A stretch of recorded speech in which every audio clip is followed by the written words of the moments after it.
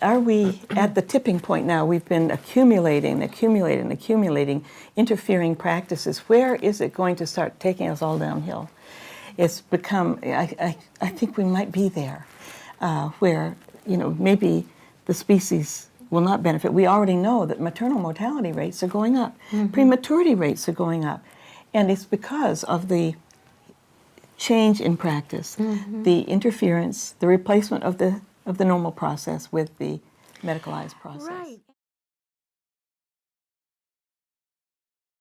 There are a number of actions, procedures, behaviors, protocols in our institutions which are taking over this natural process at every level. And they don't need to be. And one actually very sensitive doctor said, well, if the only tool you have is a hammer, everything you see is a nail. And so instead of thinking that, if this is the way you think that it has to be done, that every woman is delivered by cesarean, or every woman has to have an epidural, or every woman should have an induction, and that's what you know, then you don't see that there's another possibility. And what we are recognizing today on the reality statistics are that just induction for no medical reason is causing a rise of 40% cesarean section, just an induction with no medical reason. That's horrendous on healthy, normal women. And if an epidural is given before a certain point, before she's in active labor by 4 or 5 centimeters, the baby isn't even in a good position, and you know this better than I do. It's much harder for the baby to drop into the right position. It's often, posterior and so on. And the epidural elongates labor. It has all sorts of other, problems with it. And it also transfers to the baby the longer it's, and then second stages. Everything has we call it a cascade of effect, of negative effect, with one procedure that may not be necessary at the beginning. And the woman isn't given any other choices. If she were given other choices and helped to use them and try them and say, oh, it does work for me, some of the wonderful things you do with movement and massage and so on, it does help. I do feel like I can handle it. But she's never given, in the large institutions, she's never given that opportunity unless she's lucky enough to have a trained doula or a wonderful, childbirth education class that teaches her these options. But a large number of women in our culture are not given that option. No. In our culture, we have, for pain relief in labor, you have either narcotics in very small doses, or the epidural, and there's nothing else. And the idea of the bath. I mean, she can't really take a decent bath in labor too. The tubs are so small. But when I think about induction, epidural, and cesarean, each one of these completely cuts off the normal hormonal processes that are triggered by the onset of labor.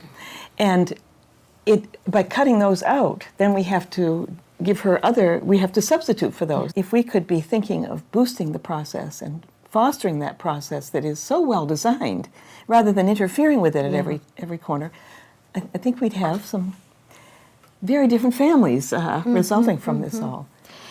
Human beings are basically very adaptable and very resilient. We've lasted for millions of years, and we couldn't have made it through this without some ability to move through difficult issues. And you do wonder every now and then, do we push the limit, pretty far?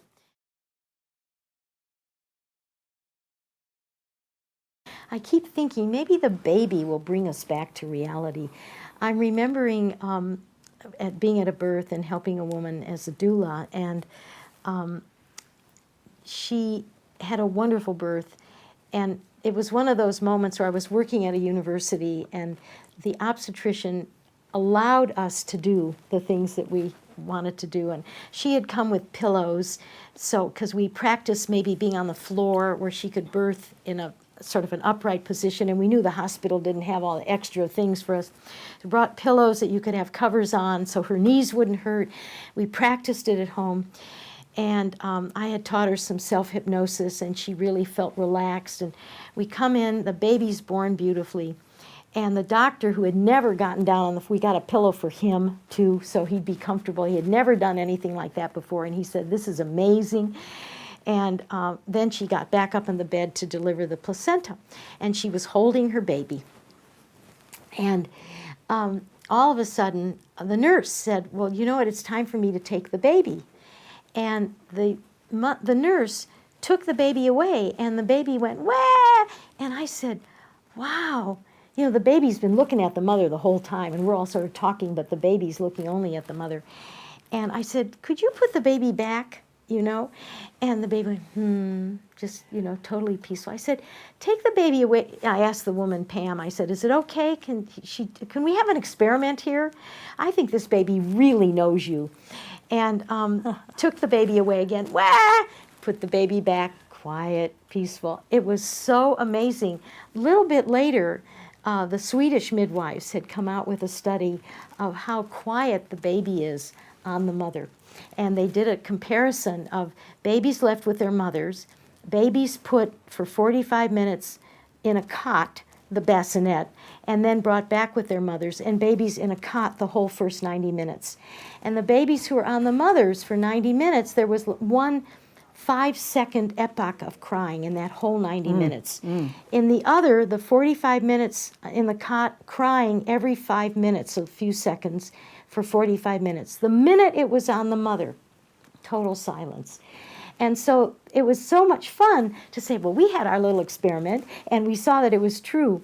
And interestingly enough, the same mother was so excited about this, and then she said, "Where are my glasses?" And she put on these horn-rimmed glasses, which people wore in those days, and all of a sudden the baby is looking at her. It's like, "Are you my mother?" You know, it's like, "Are you still my mother?" And taking in already so immediately this change and the connection, and it was just lovely to see all that. So everybody in the room was very amazed at the wisdom of the baby to know exactly where she wanted to. It was actually a little girl, where she wanted to be. Well, that mother must have been Oh, thrilled. she was to so think, thrilled. "I'm the one." I am the one. You're right. She Yeah. was thrilled. Yeah. The more you nurture and mother the mother, she internalizes that at a very deep level and at a very vulnerable time, because at birth, at this period, she is extremely open, and that openness is both physical in order to birth the baby and psychological to take on the baby, to take on this new human being. And in that vulnerability, so many issues of her own life can be reactivated. Her own infancy, how she was nurtured, and at the same time, if anything wasn't completed or done in a way that might have been, as good as it could be, when she's cared for at this time, she takes that nurturing in at a very deep level, a subliminal level almost, a metaphoric level too. So she internalized being cared for, being valued, being held, being appreciated, being re-empowered from this experience. And then she can see her baby differently. She can see the wonder of this baby. But if she's caught in a feeling of having failed at the birth, or feeling devalued, or maybe feeling criticized in some way that she didn't meet her expectations, or much of this was taken away from her by not having a sense of control, that also gets internalized, and that can also affect how she feels about the baby, that somehow the baby becomes negative for her in some way rather than enhancing. So it's a very delicate balance. And I think what Winnicott said so many years ago was, a mother was a baby once, and she has memories of being born and memories of being cared for, and those memories either help or hinder her in her own care of her baby. And this may not come up at any other time in her life except when she's ready to have that baby at this moment in time.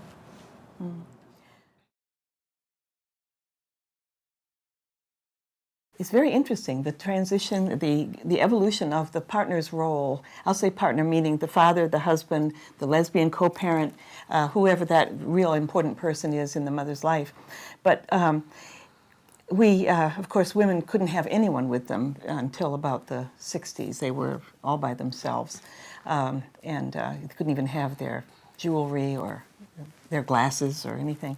And then it was thought that the partner could be and at that time it was the husband, with the marriage license to prove it, could be the major source of support for the woman. And so they were brought in, and in those days, people that took childbirth classes could join the mother during the labor. And they were given a very distinct role of coach. You know, you are there to keep her on task, to keep her handling her contractions. And at first, and for quite some time, that worked very well because they were highly motivated partners that did this. And the women were geared for this. And so that worked very well. But as the idea spread, there were more and more partners that were quite lukewarm about the whole thing and not comfortable in that role. And as women's and men's roles changed in our society, women were saying, I don't want to take orders from my husband. And so it was a more egalitarian relationship, and they weren't really as intent on having this coach who was the coach who never played the game, so to speak, as Jack Heinowitz had said at one time. What is the point of no return? You know, I gave a talk in 1987 in Canada when in the province of Ontario, they had just legalized midwifery. And they were having a big conference to announce it, and for some reason I was asked to come and speak. And I remember at that talk, that was in 1987, 20 years ago, I was saying, I don't know why you asked an American to come and speak at a midwifery introductory conference. And I said that in the States, you just must not do what we've done. And I used the term, we've put all our eggs in the reproductive technology basket, and it's going to backfire. And I'm seeing it happening now.